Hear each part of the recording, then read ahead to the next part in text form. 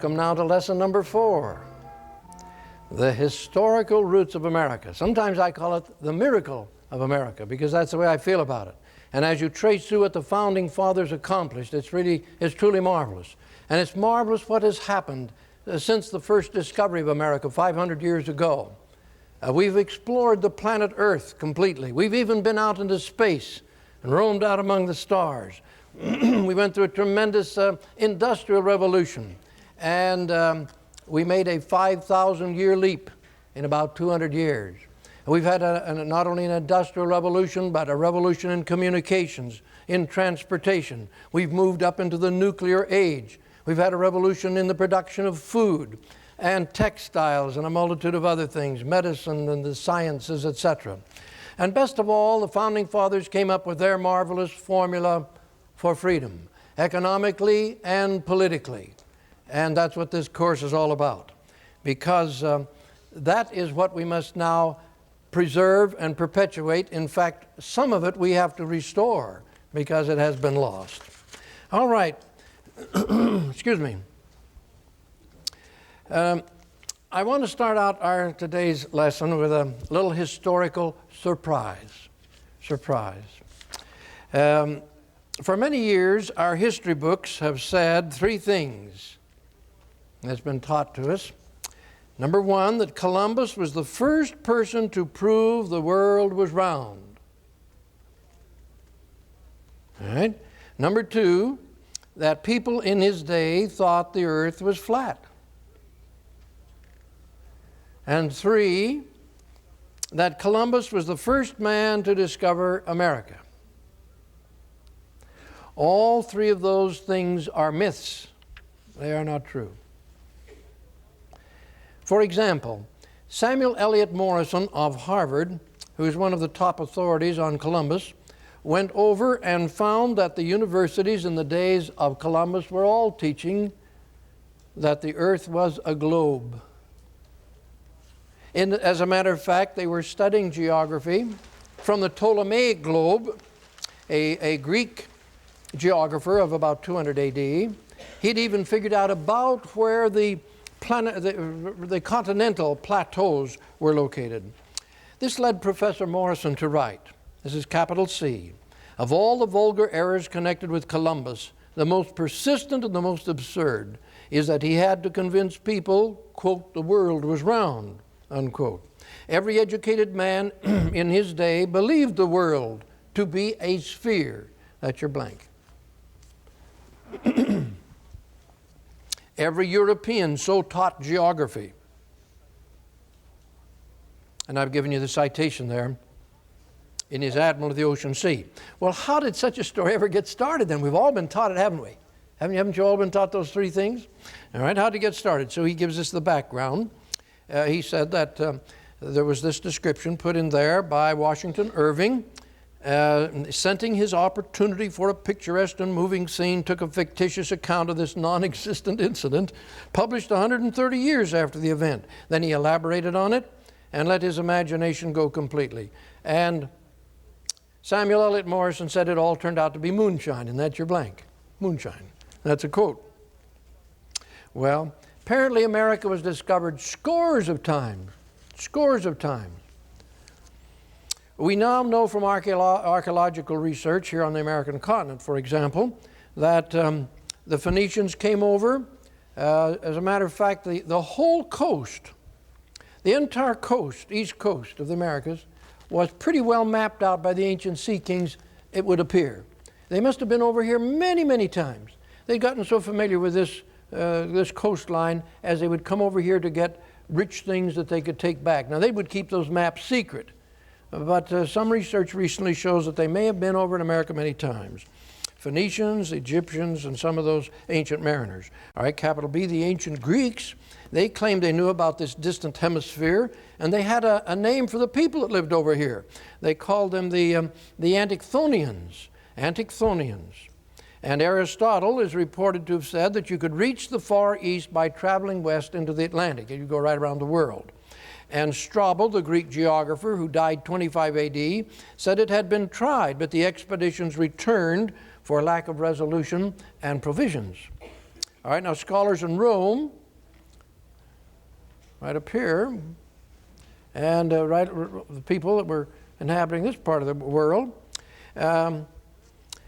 they said that there were those who were acquainted with this western sphere. Seneca, the famous consul of the 1st century AD, wrote in his Media that the day would come when there would be travel to the west that would reach this great sphere on the other side of the world. Now, Clement, right here in Alexandria, Egypt, said that by the 2nd century, Christianity had reached this other area, this other sphere, and that the institutes of Christianity were being practiced. I gave you a citation there.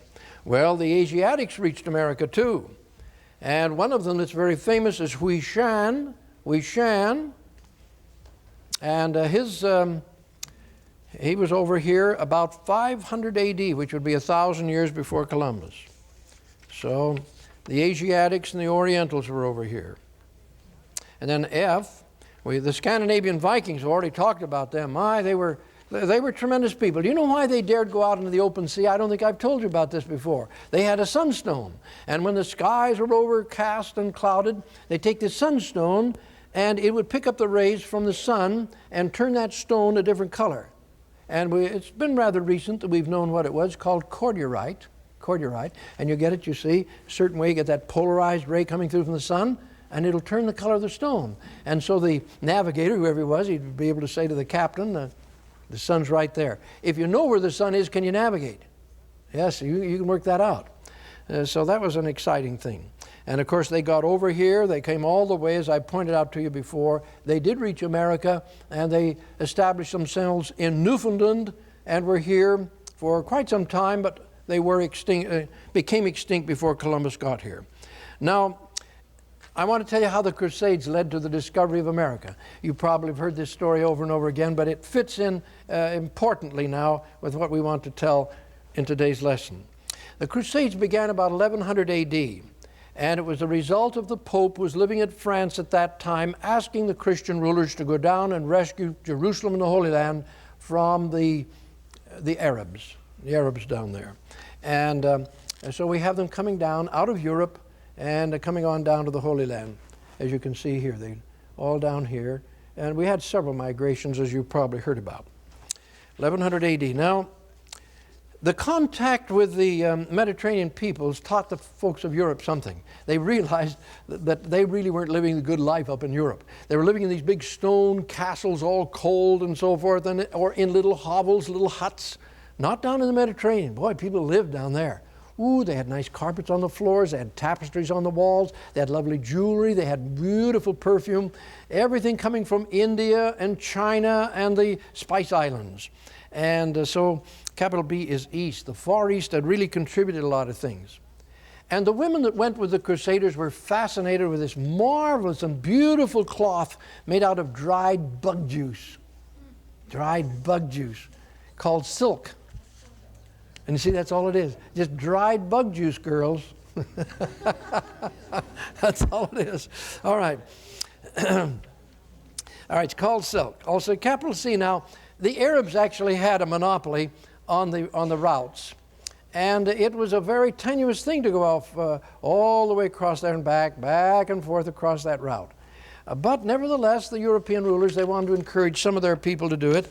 And the first one to do it, you get Arab there under capital C. First one to do it of any note was Marco Polo. He went over with his father and his uncle in 1271 AD. And do you know that the Chinese, the Mongolian ruler over there wouldn't let him come home? Ooh, he liked Marco Polo. Tried to get him to marry a daughter or something. Anyway, he kept him there for 20 years. And he had to finally escape by subterfuge and get home and tell the people there was gold and jewels and beautiful tapestries, and best of all, just scads and yards of that beautiful material made of dried bug juice. Everywhere they had lots of silk. All right, now as a result of the danger of this route, and after Marco Polo had described how bad it really was, they decided to try and reach China by going around the world. In other words, we'll sail out into the Atlantic, we'll go west in order to reach the Far East. Everybody follow that? You see, this was all before Columbus. And of course, that was because they knew that the world was round, not flat at all. All right, now, if you'll notice here, when you go out from Portugal and you sail out into the Atlantic, see where those arrows are pointing? That's the wind and the tides. So you're fighting the wind all the way. And they would get very discouraged because you got to tack. You know how you tack? Are you familiar with that? You tack. You can sail against the wind if you tack. Morrison thinks they got within a few hundred miles of America several times and then got discouraged and turned back and decided they would go around Africa, see if they couldn't find the way to go around Africa. And I was there myself here just recently, down here at the point of, at the Cape of Good Hope. And they got to that point before Columbus went to discovered America. So they knew they could get around that way, even though it was a perilous journey. It was interesting to me that both the Portuguese and the English tried it. Now, the English tried it after the Portuguese. Portuguese had given up, but the English decided to hire an Italian navigator to go out, and so he did, about 1487, before Columbus. And he got out here into the Atlantic, and boy, it's scary out there with icebergs and everything, so he got scared and he went back. See, what his idea was to go around the world up at the top, you see, where it's not so far around. So he'd reach China faster that way. But he got scared and came back. Now, after Columbus proved that there was a great land out there, then Giovanni Caboto tried again. He came out here and he discovered the North American continent, and you see he went all down, up, around down here where the North American continent is located, and that gave the English a claim over it, right? But then they got to thinking, my, it's not good to have all North America claimed by England when Giovanni Caboto, an Italian, did it for us. So they changed his name and anglicized it, and it's in your history books as John Cabot. That's John Cabot. All right, nice fellow too. All right, now let's see. Did we get everything? D was 1271, and let's see, down onto the bottom of A is east. East. All right. And capital B, a group of wealthy merchants in 1484 sent Giovanni Caboto. So that's England. Capital B is England. All right. All right, now Columbus finally reached the outskirts of the Western Hemisphere, as all of you know, October the 12th, 1492. How did that come about? How did he happen to do it? Well, there's this fellow, Toscanelli. Here's an Italian, Toscanelli. He's a geographer too. And he said, I don't think the earth is that big around. I think that the Greeks overestimated it. They said it was 25,000. Were they close or not? Close or not? Yeah, practically right on. That was a real good guess. He says, I think it's only about 12,000 miles. Oh, Columbus said, that's good news. That's good news. That means I can reach it. And so under capital A, we have Toscanelli assuming that it's only about 3,000 miles to China from Spain. It was actually 13,000 miles, but it was really 3,000 miles to America, more or less. So anyway, Columbus took this very seriously. All right, B. Now in mapping his strategy, I want you to notice what he had in mind.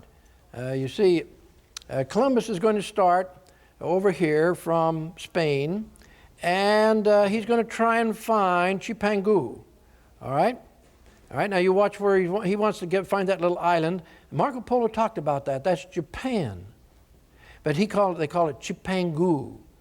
Now you notice he thought it was quite low. It's actually up here quite a bit higher, about right in there. He thought it was down here. So that was fortunate. That was very fortunate. So capital B there, Japan. And Marco Polo said it's actually 1,500 miles out in the ocean, which it actually isn't, but he thought it was. And that would mean that Columbus, you see, ought to be able to reach that. It's only 3,000 miles to China and 1,500 miles. Well, that'd be a nice way station. And Marco Polo said at Japan, even the tiles are made of gold. And Ferdinand and Isabella said, by all means, stop off there, will you? And so we have those three famous ships as Columbus set out for America. All right? Did you get capital B now? That was 1,500 miles for Japan out in the ocean. Now, what Columbus did now, you see, was to come down here. I just wanted to see the route that he followed. This is the lower route that he came by. All right, now look over here. See, there's the Canary Islands. He said Japan, you see, is way down south. Everybody's going too high. So he came down to the Canary Islands and sailed west, and guess what? The winds blow that way. So he made a very fast trip. Portuguese just up a little higher, you see, they had trouble. Now when he went home, now look what he did. he went home this way where the winds blow him home. In fact, when he stopped off at the Azores, he was going at such hurricane speed he almost wrecked his ship trying to report in. All right, Canary Islands then for your capital city. All right. Now, the Spanish undertook to conquer the entire Western Hemisphere once Columbus had gotten over here. That was such a heroic thing. I have such a great admiration for Columbus because he just had a religious conviction that when he got here he would be able to convert all the Indians thinking they were Chinese or something. But now look what he did. He landed up here. And the Spanish settled this island right here. Now that's not Cuba. That's Haiti and the Dominican Republic of today, and that became their headquarters. And then they conquered Cuba, then they came down over to first Mexico, and then of course they went down over to Peru. All right, so capital, did you get A, conquer, and then B, Mexico. That's quite a trip because when Cortez decided to come out of the island of Hispaniola, he went to Cuba, then he went over to Veracruz, you see, and burned all of his ships except one so his men couldn't escape, and he used the other ship for just messenger work. Then he came in here to Tenochtitlan, which was the Mexican city, the city of Mexico, built on a lake. And he actually drained the lake later on, got all kinds of gold. And then, of course, you had, from the same place, you had Pizarro at the age of 61. Come right down here, let's see, crossed right here, crossed the Panama, came down to Peru, conquered millions of Indians, and got all kinds of more gold. All right. And now the Spanish did something else. They were here in this little island, Hispaniola, and you have Ponce de Leon. Juan Ponce de Leon, that means John with the paunch of a lion. Right? He comes up here and he discovered Florida when the flowers were out, so he called it Florida, beautiful flowers. And then you have De Soto coming over and discovering Mississippi. And you have Coronado, you see, coming over here and discovering the Grand Canyon, or his men did. So the Spanish were moving right up north. They were really going to take it over. So we have Florida, Mississippi, Grand Canyon. I'll tell you, those Spanish were coming up fast. Now I want you to tell me something. What kind of law did the Spanish bring to America? What kind of law? A ruler's law. It was cruel and ruthless, I'll tell you. Poor Balboa found that out. He went and discovered the Pacific for them, and he went back down to Antigua where he'd been former governor, and the king had appointed a new governor, and very shortly he was beheaded. Well, I tell you, in case of any question, you execute. That's the ruler's law. All right. Now, suddenly the Spanish were stopped in their tracks. Right, they're just dead in their tracks. Who do you think stopped the Spanish from taking over the North American continent? Who do you think it was? It was the French. It was the French. All right? Here's how the French blunted the north expansion of the Spanish. During the 1500s, we say belonged to the Spanish, but the 1600s belonged to the French. Because actually, here's what they did. They came up north here and found the St. Lawrence River, and they said, we've found the Great Northwest Passage. That'll get us through to China. We got to get past this terrible land that's keeping us here. And as they came down the river, everything looked pretty good until they got down to about here where Montreal is today. And they ran into falls that stopped them from going any further. And so guess what they named it? They named it Chino Falls, meaning China's that way. China's that way.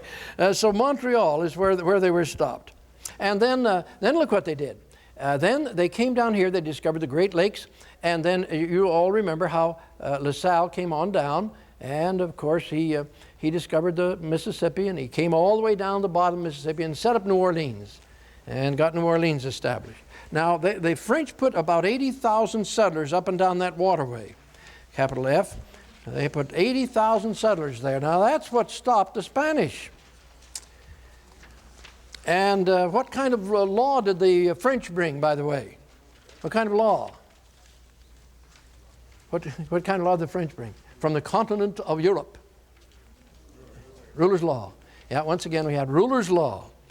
And so you had ruler's law coming up from the south and ruler's law coming down from the north, and they all had that impasse. You see, the French couldn't possibly take North America.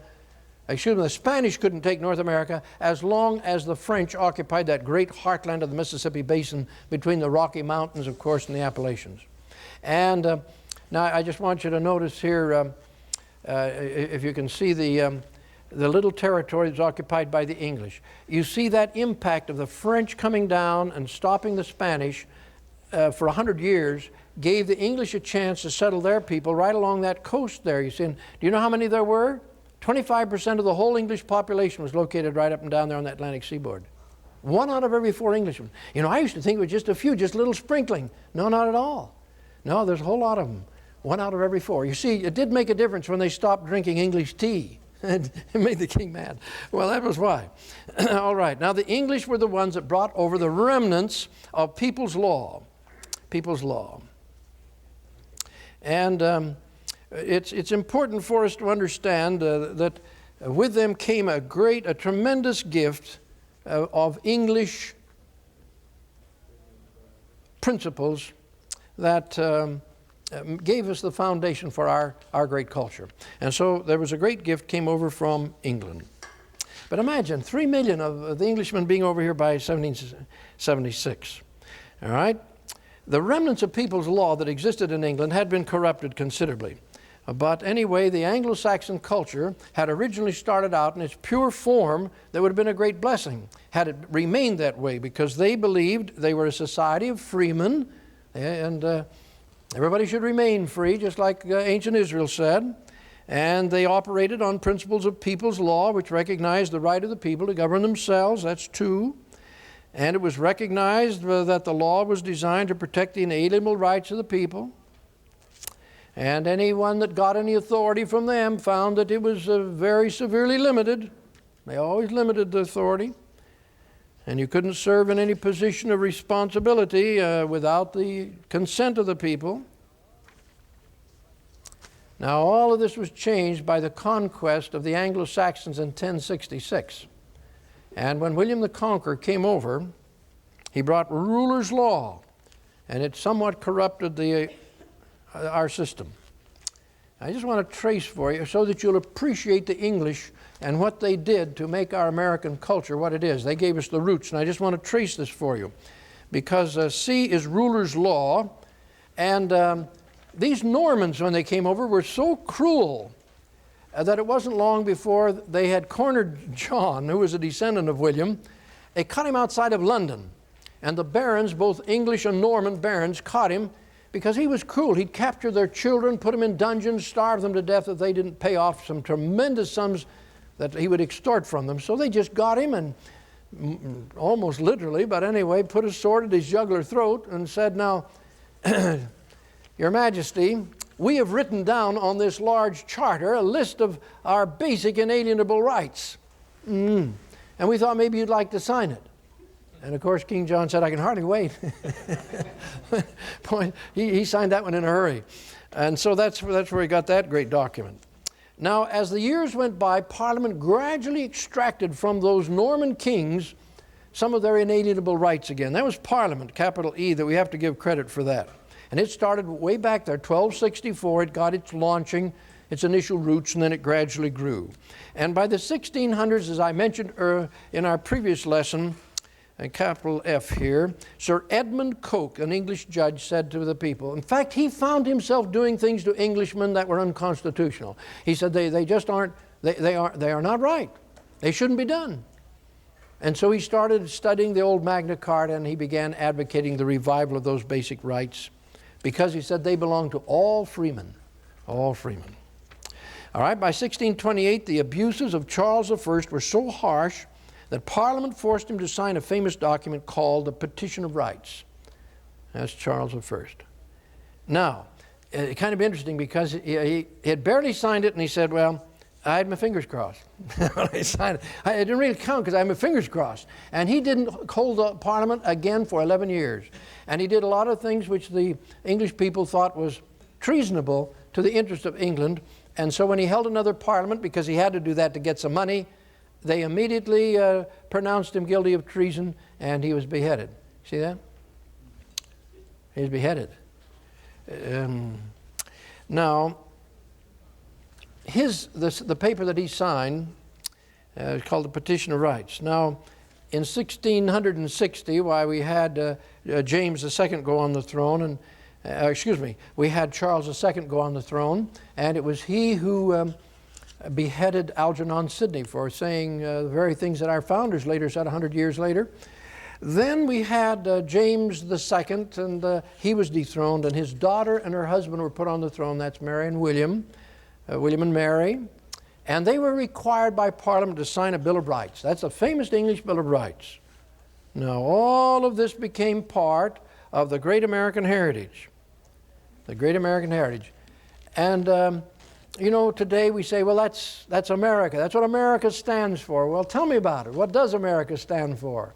And the Statue of Liberty captures that spirit. I've always been so grateful to the great English heritage that really laid the foundation for it, because there were times when Englishmen were garroted, they were hanged, they were broken on the rack. It's amazing what they had to go through in order to try and revive those great inalienable rights of their Anglo-Saxon ancestors. So we call that our American heritage. And today we enjoy all these freedoms. We can protest, we can talk about things as long as we don't break the law. We can't go that far. But we can have our freedom and our expression as a result of this great English inheritance. Well, that brings us to the end of the first half of this lesson number 4. And the second half is pretty exciting now as we move into the roots of America. In order to appreciate, in fact, the miracle of America, we need to kind of refresh our minds on our early colonial history, because it was out of that experience the Founding Fathers said that they, what shall we say, laid the foundation for the things that they put into the Constitution. And when we get over to the Constitution, I want you to notice something. Nearly every single phrase in the Constitution is based on a historical experience.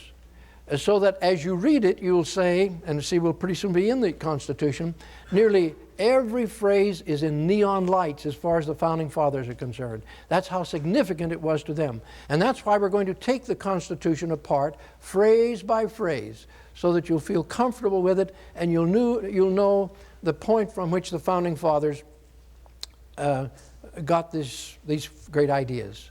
And that's really what we're talking about, where the Founding Fathers got their great ideas to put this whole thing together. All right, now we'll continue a little later the other half of lesson number 4.